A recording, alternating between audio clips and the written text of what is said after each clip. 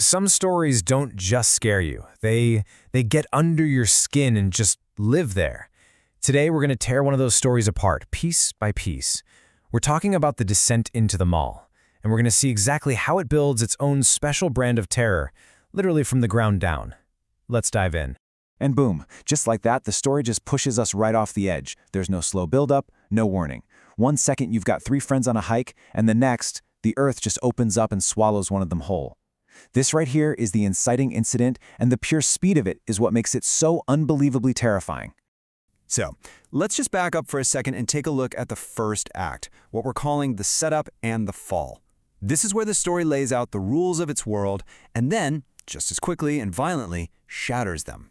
So here are our guys, and they're already in a really bad spot, right? They're totally isolated, miles from any marked trail on Mount Rainier, and the environment itself is just plain hostile. They are completely cut off from safety, which, is a classic horror setup. The mountain is definitely not their friend here. This does a great job of showing the absolute chaos of the fall. See, it's not just one thing happening. It's a super fast chain reaction. First, poof, Jeff is gone. Then, when his friends try to see what happened, the very ground they're standing on betrays them. It drops them onto something even worse, this ancient, totally frictionless ice. And this is where they totally lose all control. They're not just falling anymore, they're being actively pulled, kind of like they're being swallowed by the mountain itself. And that phrase, frictionless throat of ice, that is key. It makes the mountain sound horribly alive, almost biological. It's like they're being digested. 15 minutes! Just think about that. Not 15 seconds. 15 minutes of sliding in complete darkness. You have no idea where you're going, or when it's going to end, or if it's going to end. This one number just transforms a quick moment of panic into a literal eternity of pure, helpless terror. So somehow they survive the fall, but they find themselves somewhere new. And this is where the immediate physical horror starts to fade and something else creeps in, a kind of cosmic dread. Welcome to the nursery below. Their headlamps are totally smashed, but there's a light. It is not a comforting light, though. It's this sick, pale, kind of pulsing glow coming from some weird fungus. This eerie, unnatural light isn't a sign of rescue. It's a sign that they've stumbled into a completely alien ecosystem deep, deep inside the earth. And here's what that creepy light shows them. A nest. But just look at what it's made of. Calcified bone and these weird see-through fibers. And the eggs? They're the size of human skulls. This is not a natural discovery. It's a grotesque little scene that just screams of some ancient predatory intelligence. Now, the story gives us a really big clue with these eggs. As you can see, they're not all the same. Some of them are pulsing with this vibrant green life, while others are this dull, bruised orange color. They look stagnant, empty. And this difference is everything.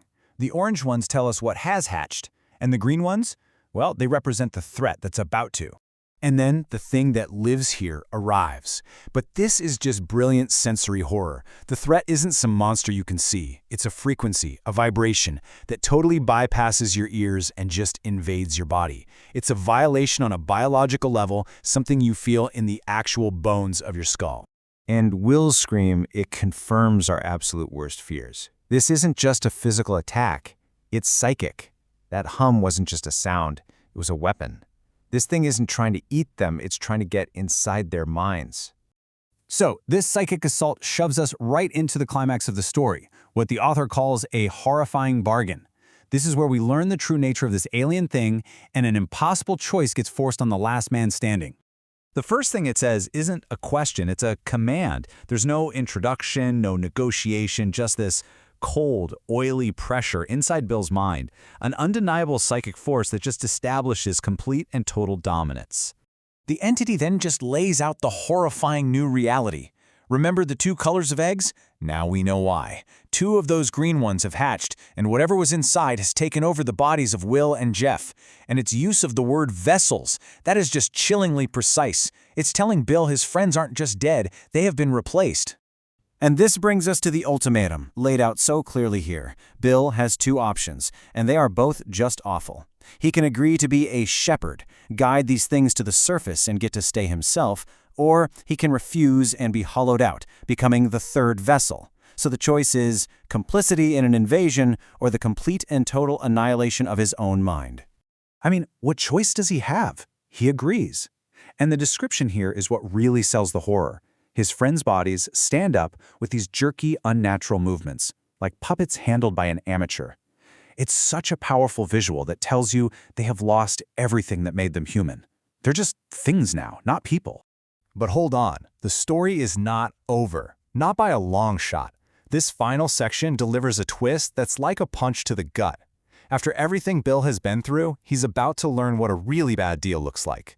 This is the shepherd's betrayal. Okay, so the climb out takes Bill 12 agonizing hours. But as you can see from this chart, his possessed friends, they feel absolutely nothing. They just climb with this unnatural agility. They never get tired. They never slip. This long, horrible climb just makes what's following him feel so much more alien and just highlights his own human weakness. So when they finally make it to the surface, the beauty of the world just feels wrong. The sun, the fresh air, it's supposed to be paradise, but it feels like a lie because of the hell they have just dragged up into it. The stage is set for the last brutal confrontation. And there it is. The creature, speaking through what's left of Will, reveals the big deception. It's mocking Bill's very human idea of a deal, of a bargain. It thinks of itself as a god, and it implies gods don't make promises to mortals. They just use them. And here it is, the final twist of the knife. The whole thing, the bargain, the climb, it was all a setup. The trap slams shut, and the truth is suddenly so clear.